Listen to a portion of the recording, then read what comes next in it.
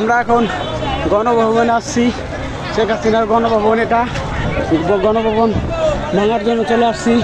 শেখ হাসিনার কোনো চিহ্ন রাখবো না আমরা, ইনশাআল্লাহ শেখ হাসিনার কোনো চিহ্ন থাকবে না। আমরা গণভবনে চলে আসছি, সবাই কোটি কোটি মানুষ আমরা গণভবনে চলে আসছি।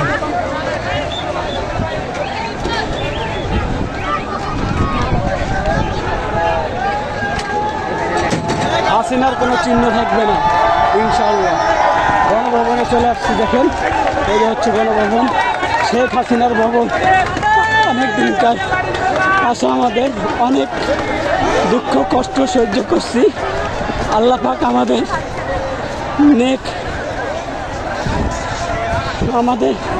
নেক আশা হাসিল করেছেন।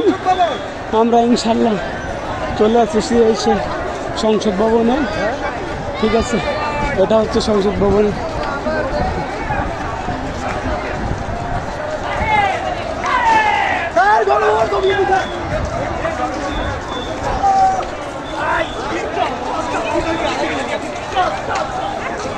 এই দেখেন কোটি কোটি মানুষের জনতা, কোটি কোটি মানুষ এখানে জড়ো হয়েছেন।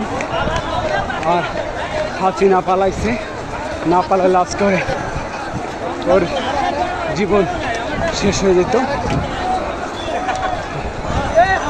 হাসিনাকে পালানোর জন্য পুলিশে সাহায্য করছিল। ইনশাআল্লাহ আমাদের এই স্বার্থ হাসিল হয়েছে।